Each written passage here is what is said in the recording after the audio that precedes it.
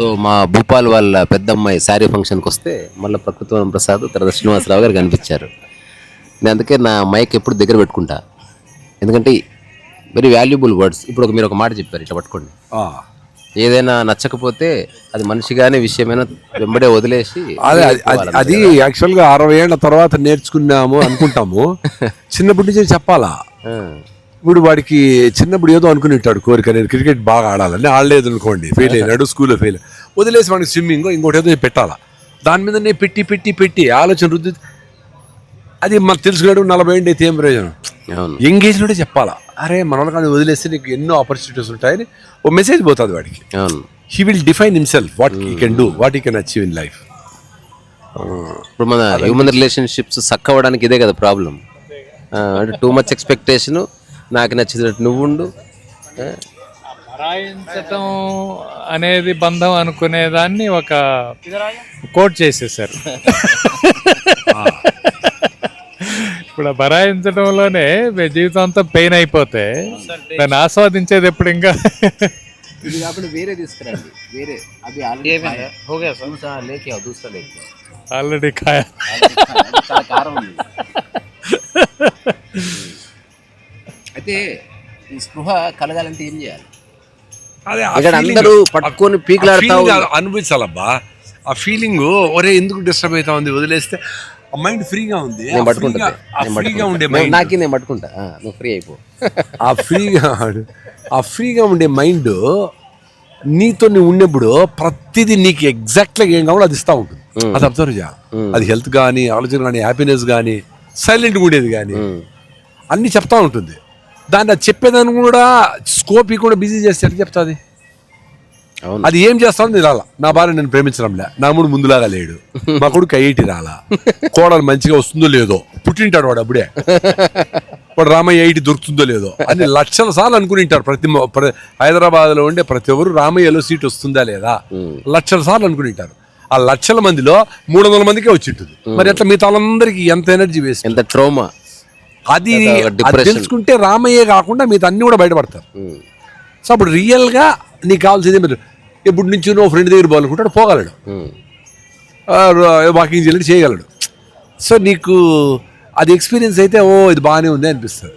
మనం ప్రతి ఒక్కరు కూడా నా భార్య నా అలాగ స్పీడ్గా పరిగెత్తాలా, నడవాలా, వెజిటేరియన్ రాగి జావ తాగాల, పొద్దున్నే వాకింగ్ చేయాలి, ప్రాణాయామం చేయాలి, మెట్లు లిఫ్ట్ వాడకూడదు, ఎక్కాల, ఏమేమి అనుకుంటా. ఏమి కుదరపోలేదు అనుకో, నేను ఎక్కచ్చు, నేను రాగి జావ తాగొచ్చు, నేను నా చేతుల్లో ఉంది. సో మీరు చేసుకోండి. ఈ బ్యూటీని చూసి మీరు ఇవన్నీ చేసినాక మీరు హెల్తీగా ఉండేది చూసి వాళ్ళకు కూడా ఆలోచన కలిగి మారచ్చు. అట్లా మారితేనే నిజమైన మార్పు అది. మనం by force we cannot change. తర్వాత ఒక చిన్న ప్రశ్న, కాంపిటీషన్ అండ్ కాంపిటీషన్ స్పిరిట్ అని అంటారు కదా, అది హ్యూమన్ లైఫ్ని ఎట్లా ప్రభావితం చేస్తుంది? Is it good or bad? Healthy competition అంటారు, లేకపోతే ఒక ఆరోగ్యకరమైన ప్రతిస్పర్ధ అంటారు.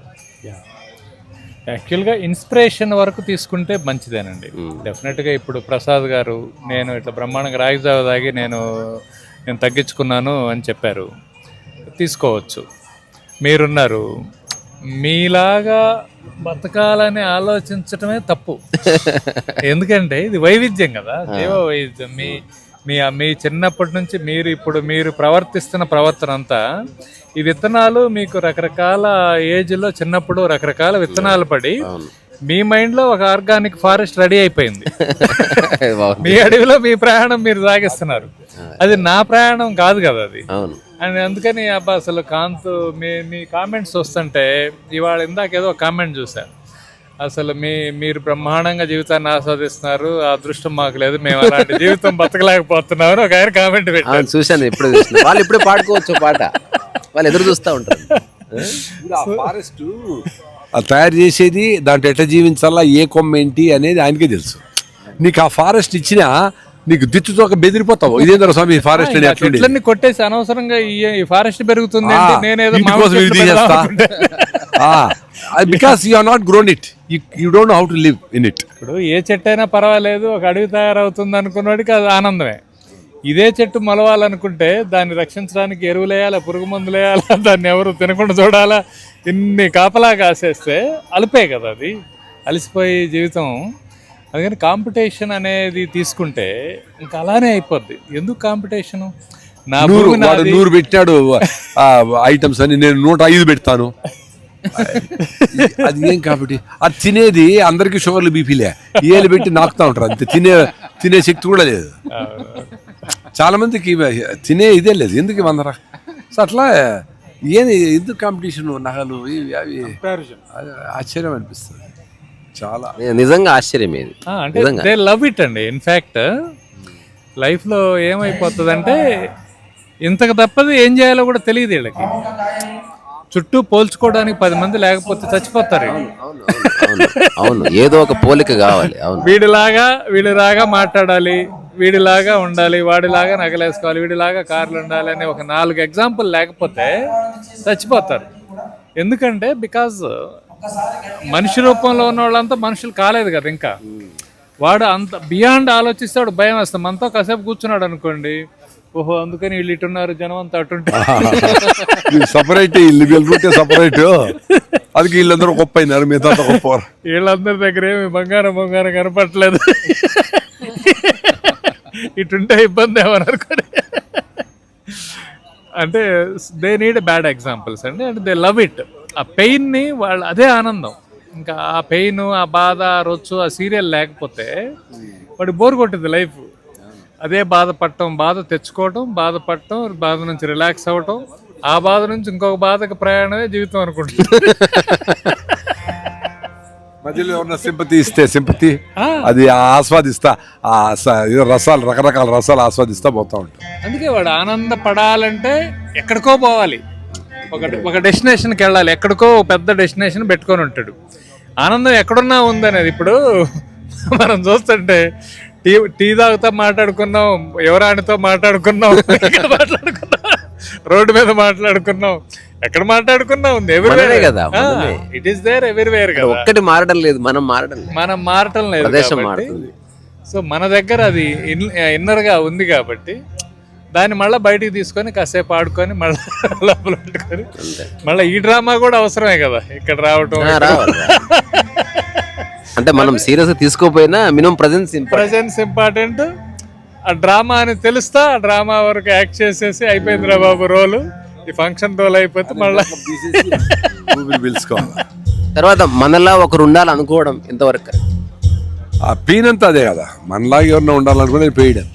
దాన్ని అబ్జర్వ్ చేసే నేను కూడా బయటపడేది. ఉత్తరాయణ ఫస్ట్ మనం అనుకునేది మన ఇంట్లో వాళ్ళు, ఫస్ట్ కష్టపడేది కూడా వాళ్ళతోనే కష్టపడదు. ఎందుకంటే వీళ్ళు మాన్యాలు లేదని ప్రతి సెకండ్ గమనిస్తూ ఉంటాం, ఎనర్జీ లాస్. అదే బయట అనుకో చెప్తాం, మళ్ళీ పెద్ద పట్టించుకోం. అవును, ఇంట్లో వాళ్ళని ఎక్కువ ఎక్స్పెక్ట్ చేస్తాం, వాళ్ళకు పోయినే మనకు పోయినే.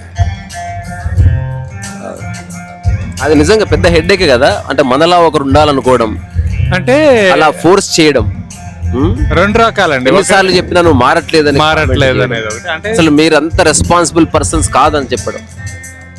నేను దీనిలో 2 ఇది ఉన్నాయి సార్. చాలా మంది పేరెంట్స్ కూడా కనీసం నాలాగుండని చెప్పే అర్హత కూడా లేదు పిల్లలకి.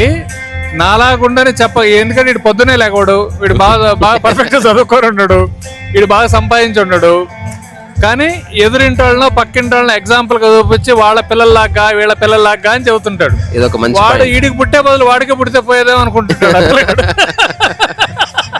అది ఇంకా దుర్మార్గం అది. అందుకని వాళ్ళలాగుండి ఇళ్ళలాగుండి అని పిల్లలకి చెప్పే ప్రయత్నం చేయకూడదు. మన ఇంట లేరు, ఇప్పుడు మనం బయట చూపిస్తున్నాం. నిజం ఇది, స్ట్రేంజ్. ప్లస్ ఇప్పుడు వీడు చెప్పాలి, నాలాగా ఉండాలి అని చెప్పాలంటే ఒక అర్హత కూడా కావాలి కనీసం. ఇప్పుడు వాళ్ళలాగా ఉండమని చెప్పలేడు, ఎవడిలాగా ఉండమని చెబుతాడు. ఈడే ఉండలేడు, వాడికి చెప్తా ఉంటాడు. సరే ఈడే ఒక గుడ్ ఎగ్జాంపుల్ కాదు. తీసుకునే ఆహారం దగ్గర నుంచి, అలవాట్ల దగ్గర నుంచి, రేపటి పౌరులైన ఒక పిల్లల సినిమా ఉంటుంది. ఈ స్కూల్లో అన్ని మోరల్స్ చెప్తారు, ఇంట్లో చూస్తే అంతా ఎగనెస్ట్ ఉంటుంది. వాడు పాపం కన్ఫ్యూజ్ అయిపోయి అడవుల్లో పోతారు పిల్లలు. అందుకని మనము చెప్పే ఎగ్జాంపుల్ మనం అవ్వగలిగితేనే చెప్పాలి. వేరే reference otherwise it won't work. అది that leads to chaos and discussion, argument అంతే. మన పిల్లలు చదవాలనుకున్న భగవద్గీత మనం అవ్వగలగాలి. అది నువ్వు చెప్పాల్సిన అవసరం లేదు. నువ్వు భగవద్గీత అయితే వాడే చదువుకొని బయటకు వచ్చాడు. ఎవరో చెప్పారు ఒకసారి, demonstration is the greatest teaching. Exactly. అంటే you be and that is actually creates the change. అంతే తప్ప మనం వాగి వాగి వాగి అలసిపోవడం తప్ప. కరెక్ట్. అంటే దే వోంట్ ఎలో ఇట్ అండి. ఫ్రస్ట్రేట్ అయిపోయింటారు. ఇప్పుడు నిన్న ఒక ఎగ్జాంపుల్, నాకు ఫ్రెండ్ ఉన్నాడు, చాలా తెలియగలడు. ప్రాబ్లం ఏంటంటే ఆ విషయం వాడికి కూడా తెలుసు. చాలా తెలియగలడు. వాడితోటి నేను వాళ్ళ కొడుకు అతను మాట్లాడుకోవట్లేదు 15 days. ఇద్దరు మంచివాళ్లే. ఓకే. ఎందుకంటే వాడికి భవిష్యత్తు ఎలా ఉండబోతుందో ఇటు రోజు చెప్తాడు. వాడు అరే రారు నేను ఈ రోజు బతుకుతున్నాను రా బాబు, 4 ఏళ్ల తర్వాత విషయం ఏంటో, ఇవాళ ఈ 6 నెలల్లో 2 లక్షల ఉద్యోగాలు తీసేశారు, నువ్వు నాకు గైడ్ చేయొద్దు మహాప్రభు అని వాడు తండ్రిని వేడుకుంటున్నాడు. వాడు వినకుండా నేను చెప్తుంటే నువ్వు అర్థం చేసుకోవట్లేదు, నీకు గైడ్ చేస్తున్నాను, నాకు టైం ఉందని చెప్తుంటే నువ్వు అపార్థం చేసుకుంటున్నావు అని వాళ్ళిద్దరి మధ్య వచ్చి మాట్లాడుకోవటంలా. నేను రాత్రి చెప్పాను అదే అని చెప్తే, బాబాయ్ నా బాధ అర్థం చేసుకోవట్లేదు, నువ్వు 2 నెలల్లో నేను చచ్చిపోతాను, అందుకని వాడికి మొత్తం చెబుతాను, చచ్చిపో, దానికేం పెద్ద నువ్వు 2 నెలల్లో టెన్షన్ పట్టేందుకు. అదే అంటే పోయేలోపు సారాంశం అంతా అందించిపోదాం కాదు కదా. ఈ 2 నెలల్లో వాడికి బుక్ రాయొచ్చు, పోని వాడికి 4 ఏళ్ల డిగ్రీ అయిపోదు 2 నెలల్లో. నువ్వు టెన్షన్ పడేది ఎందుకు, వాడిని వదిలేయి. డెఫినెట్ గా వదిలేస్తే హ్యాపీగా వాడంతటా వాడు వెళ్తాడు. నువ్వెందుకు ఇదవుతున్నావంటే వాడికి పాపం అర్థం కావటల్లా. అదే ఒక చిన్న అది ఉంటది, మమకారం ఏదో పీక్తా ఉంటది, నేను నేను బాగు చేద్దాం అనుకుంటుంటాడు. మరి అంత నాలెడ్జ్ ఉండేవాడు అది కుదరదు, ఎందుకు తెలుసుకోలేదు? నాలెడ్జ్ అంటే అదే, నాలెడ్జ్ ఉండడం వేరు, ఉందనుకోవడం వేరు కదా. ఉందనుకోవడం మళ్ళీ ఆ విషయం వాడికి కూడా తెలియడం. అంటే అన్ని విషయాల గురించి అవగాహన ఉండదు ప్రసాద్ గారు. అల్టిమేట్ ఏదో ఈ కుటుంబం దగ్గరకు వస్తే ఎందుకో అందరికి మైండ్లు తొక్కుతున్నాయి 100%. ఎందుకంటే ఎక్కువ కలిసి ఉంటారు కదా, లీనియన్స్ వస్తుంది. నాకు నీ గురించి అంతా తెలుసు, ఎందుకంటే షర్ట్ ఉన్నప్పుడు షర్ట్ లేనప్పుడు షర్ట్లో చూసి ఉంటారు కదా, అంతా తెలుసు అనుకుంటారు వాళ్ళు. ఇంకా నాకే చెప్తావా నువ్వు, నాకు పుట్టినోడు అంటుంటాడు కదా. ఇప్పుడు ప్రహ్లాదుడు కూడా హిరణ్యకశిపుడికి పుట్టినాడే కదా, ఆ విషయం హిరణ్యకశిపుడికి కూడా తెలియలా. అందుకని ఆ ప్రహ్లాదుల్ని ఎట్లా అర్థం చేసుకోవట్లేదు, ఈ పేరెంట్స్ అందరూ హిరణ్యకశిపుడు స్థాయికి వెళ్ళిపోతున్నారు. అయితే మొత్తం ఈ కేయాస్ లో చివరి ఒక ప్రశ్న అడుగుతా, ఒక 2 లైన్ ఆన్సర్ చెప్పి ముగిద్దాం. ఆరోగ్యాన్ని ఎట్లా చూడాలి అంటే, ఫర్ ఎగ్జాంపుల్ నాకు తెలిసి చిన్నప్పటి నుంచి చూసిన ఆరోగ్యం రాగానే అనారోగ్యం రాగానే పర్షన్ అయిపోతారు, భయపడతారు, ఒక రకమైన గ్లూమినెస్ లోకి ఎంటర్ అవుతారు, సింపతి కోరుకుంటారు, ఇవన్నీ వస్తాయి. So how to treat unhealthy body? అనారోగ్యంగా ఉండేటప్పుడు కూడా మన ఆరోగ్యం వస్తుంది అనుకొని సైలెంట్ ఉండడమే ఆరోగ్యం. ఆ టైం ఇవ్వాలి దానికి. ఎక్కువ మంది, చాలా తక్కువ మందికి మెడికేషన్ సర్జరీలు అవసరం. మీరందరికీ టైం ఇస్తే అదే సర్దుకుంటుంది. సో మనం నిజంగానే అనారోగ్యం వచ్చేప్పుడు ఎట్లా భయపడతామంటే, నేను రికవర్ అవుతానా లేదా, ఇంత డల్గా ఉండాలి, నార్మల్ అవుతానా, ఇదేమైనా క్యాన్సరా, ఏంటంటే వస్తాయి ఆలోచనలు. ఇవన్నీ కాదు, ఇట్లా ఆలోచనలు మామూలే అనుకోవడమే ఆరోగ్యం. అనారోగ్యంలో ఆరోగ్యకరమైన ఆలోచనలు ఉండాలి, అవి దూరం అవుతాయి మామూలుగా. అప్పుడు స్టేబుల్గా ఆలోచించగలిగితే లైఫ్లో ఏ ప్రాబ్లం వచ్చినా వాడు స్టేబుల్గా ఉంటాడు. ఎందుకంటే అనారోగ్యం అనేది చాలా డౌన్ చేస్తుంది మనిషిని. అప్పుడు స్టేబుల్గా ఉండేది నేర్చుకుంటే విల్ కమ్ అవుట్. లైఫ్లో ఎన్ని అప్ అండ్ డౌన్స్ వచ్చినా విల్ కమ్ అవుట్. అది మెసేజ్. అంటే అది ఎక్కడో చదివాను రావు గారు, పేషెంట్ అంటాం కదా మనం, అంటే పేషెంట్ అంటాం కదా, అంటే ఎవడైతే ఆరోగ్యం కోసం పేషెన్స్ తో ఎదురు చూస్తాడో వాడు పేషెంట్ అంట. It is nothing to do with medicine and doctor. అవునా, పేషెంట్ గా ఉండాలా. నేను ఆ పని చేస్తా ఉంటా. 40 గంటలు నో ఫుడ్ విజయవాడ డ్రైవ్ చేసుకుని పోయి వచ్చిన, మళ్ళీ ఒక పూట తిన్నా, మళ్ళీ 40 గంటలు మళ్ళీ నో ఫుడ్. ఈరోజు పొద్దున్న తిన్నా హైదరాబాద్కి వచ్చి. రికవర్ అయినా 4 days లో ఫ్లమ్ గిమ్ అన్ని. నేను ఇప్పుడు 50% ఎనర్జీతోనే ఉండా, అయినా కొంచెం మంచి మాట్లాడదు. సో లంకడం పరమౌషధము, ఫుడ్ అడగడం లేదు, ఎక్కువ పని చేయడం లే, ఆలోచనలు తగ్గిపోయినాయి, ఫిజికల్గా యాక్టివిటీ లేదు బికాస్ వీక్గా ఉండవు కాబట్టి. సో అప్పుడు ఫుడ్ అవసరం లేదనేది కామన్ సెన్స్. నువ్వు ఎంత బాగాలేకపోయినా నోరు చేదున్నా టాబ్లెట్ వేసుకొని యాంటీబయాటిక్ వేసుకొని మళ్ళీ తొక్కుతా ఉంటే ఏమర్థం? నోరు చేదైందంటే వద్దురా అని, అంతేగా. ఇది తినబుద్ధి కాలేదని. నువ్వు తినేదానికి ఏ మందు వేస్తే అనేది పోయి అడిగేది ఎందుకు? వెరీ సింపుల్, సైలెంట్గా ఉండాలా. అనారోగ్యం కూడా అండి ఒకటి సెల్ఫ్ పిటి. మీరు ఎవడన్నా రోగంతో ఉన్నవాడిని ఏం పర్లే, ఇది పెద్ద విషయం ఏంటి, నేను బ్రహ్మాండంగా ఇప్పుడు మీరు ఈ విషయం చెప్పారనుకోండి, నేను విజయవాడ నుంచి 48 గంటల నుంచి ఏం తినకుండా డ్రైవ్ చేసుకుంటూ వచ్చాను రా, ఇదే పెద్ద విషయమా, నువ్వు వెళ్ళిపో అన్నావు అనుకోండి, వాడికి చాలా బాధ వస్తుంది. చచ్చిపోతాడు ప్రూవ్ చేసుకొని ఏదో బతికిపోతా ఉంటే వీడేంద్ర స్వామి ఇట్లా చెప్తాడు. వాడు మీరేమనాలనుకుంటారంటే, అరే బాబు ఏంటి 12 గంటల నుంచి ఏమి తినలేదా, అసలు ఎలా తట్టుకుంటున్నావు, ఇంత జ్వరంతో ఎలా ఉన్నావు, ఇలాంటి స్వాంతర చేకూర్చే మాటలు ఎక్స్పెక్టేషన్ తోటి సగం అనారోగ్యం వస్తుంది. తెచ్చుకునేది అందుకే ఈ వల్గర్ ఎగ్జిబిషన్ ఆఫ్ వెల్త్ కాడ నుంచి ఈ సింపతి గురుగు ఇవన్నీ భయంకరమైన జబ్బులు ఇవి. ఎగ్జాక్ట్లీ, అది కనిపెడితే అసలు లైఫ్ మారిపోయింది. సెల్ఫ్ పిటీతోనే సగం ఇది. భయంకరమైన క్యాన్సర్ కంటే ఘోరమైన జబ్బులు ఇవి. నువ్వు చేసుకోగలిగిన నీ కర్చీఫ్లు, నీ సాక్స్లు, నీ అండర్వేలు కూడా నువ్వు ఉతుక్కోకుండా పని ఆమె దగ్గర ఎవరి దగ్గర ఉతికిస్తా, అది ఉతకపోతే వాళ్ళ మీద కోపం తెచ్చుకుంటా, నువ్వు పోవాల్సిన దగ్గర కూడా డాక్టర్ని భార్యను తోడు తీసుకుపోయి డాక్టర్ భార్య ముందర చెప్తే బాగా జాగ్రత్త చూసుకొని వీడు ఖుషిగా నీ వల్ల అయింది, నువ్వు ఫైట్ చేయాలా లైఫ్ లో, హ్యాపీనెస్ అక్కడే ఉంది. అవును, నీకు సాధ్యమైంది నువ్వు చేయి అంతే. అదిగాక ఇది అసలు సగం రాగం నాకే ఎందుకు అనే దగ్గర స్టార్ట్ అవుతుంది. ఇప్పుడు అందరికి రావచ్చు కదా, నాకెందుకు వచ్చింది నాకే ఎందుకు అనే దగ్గరే రోగం స్టార్ట్ అయ్యి కాక వాడు ఏడుపు కూడా అక్కడే వస్తుంది. అందరు వచ్చి ఇప్పుడు కరెంట్ పోతే కూడా ఇంట్లో ఉండే వాళ్ళకి కాకుండా పక్కింటి వాళ్ళకి వీడికి వస్తుంది, అందరికి రావాలనుకుంది ఇంట్లో ఉండే రాకూడదు, వీడి శత్రువులకు రావాలా. మా ఇంటర్మీడియట్ ఎగ్జామ్స్ అయిపోయినప్పుడు మా ఫ్రెండ్ ఒకడు అందరిలో పరిగెత్తి, నువ్వు పాస్ అయినావా అంటే పాస్ అయినంటే కాదు, వాడు ఫెయిల్ అయ్యాడు, మనకు సింపతి కావాలి, రిఫరెన్స్ కావాలి, నువ్వు పాస్ అయినా అబ్బా చి అని మళ్ళీ ఇంకో ఇంటికి వెళ్ళిపోయాడు. పోతే ఒక ఫ్రెండ్ వాడు పాస్ కాలే, సెలబ్రేట్ ఇప్పుడు ఇంటికి వెళ్ళాడు, ఫెయిల్ అయినావా అంటే ఆవిడ ఫెయిల్ అయ్యాడు, ఎగ్జామ్ టఫ్ వచ్చింది. రెండో ఎగ్జాంపుల్, బాగా మార్కులు వచ్చినామే పోయి నీకెన్ని మార్కులు అందరినీ అడుగుతా ఉంటుంది, ఎందుకంటే వీడు ఎక్కువ మార్కులు వచ్చింటాయి, ఏదో జరిగింటుంది. సో ఈమెకి ఆ డామినేషన్, మీరందరు నాకన్నా తక్కువే. వాళ్ళు అసలు పిల్లలు ఏదో ఆడుకుంటా ఉంటారు, ఎన్ని మార్కులు వచ్చి కూడా తెలియదు వాళ్ళకి, వాళ్ళు లోడబెట్టి అడుగుతారు ఎంత వచ్చింది మార్కులు, చూసుకునే ఇంకా చూసుకోలేదా, వాడు ఏదో క్రికెట్ ఆడుకుంటాడు, వాడికి అవసరమే లేదు, చచ్చిపోతా ఉంటాడు మార్కుల కోసం. అవును,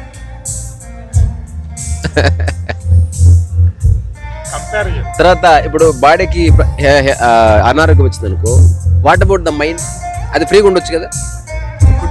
అదే ఇప్పుడు బాడీకి ప్రాబ్లం వచ్చినప్పుడు మైండ్ వీక్ అయ్యి ఇట్లా ఆలోచనలు వచ్చేది, అయ్యో ఎట్లయితుందో ఏమో, అది గమనించి దాని నుంచి బయటపడేదే జ్ఞాని చేసే పని. నేను బాగా అవుతా, మళ్ళా బాగా అయిపోయినావు, బాగా ఫ్రెష్గా ఉండవు, ఏమన్నా జబ్బు వస్తుంది, పడతావు, యాక్సిడెంట్ అయితే ఏదో అవుతుంది, అది మళ్ళీ ఆలోచించే పనిలే, ఇట్స్ ఓకే, దాన్ని రెడీగా ఉంటాం అంతే ఆ మూమెంట్కి. డెఫినెట్ గా అంటే మానసికమైన కాన్ఫిడెన్స్ అవసరమే సార్. అది ఒక్కొక్క స్థాయిలో ఒక రకంగా ఉంటుంది. ఒకటేమో వాడు పామరులు కూడా శివుడు ఆజ్ఞ లేనిది చేమైనా కుట్టదు అనే ఒక మాటతోటి సరే ఇది ఎందుకు వచ్చిందోలే అనే దాంతో యాక్సెప్టెన్సీలో ఈజీ అయిపోద్ది, డైల్యూట్ అయిపోద్ది. బాగా తెలియగలడు అనుకోండి, ఇది ఒక రోజు వచ్చింది కాదు, నేనే పెంచి పోషించాను, సో ఇక్కడ దాకా వచ్చింది, it is a alert alarm, so నేను ఇక్కడ నుంచి కాన్షియస్ గా దీని నుంచి బయటపడతాను అనేది స్టార్ట్ అవుతుంది. తర్వాత ఈ ఫంక్షన్స్, ఈ ఖర్చు పెట్టే డబ్బు చూస్తే ఏమనిపిస్తుంది? అరే ఈ జనాలందరినీ ఒక దగ్గరికి చేర్చేది మంచిదే, ఆ పద్ధతితో ఇవన్నీ వచ్చినాయి ఫంక్షన్స్ అని చేసేది.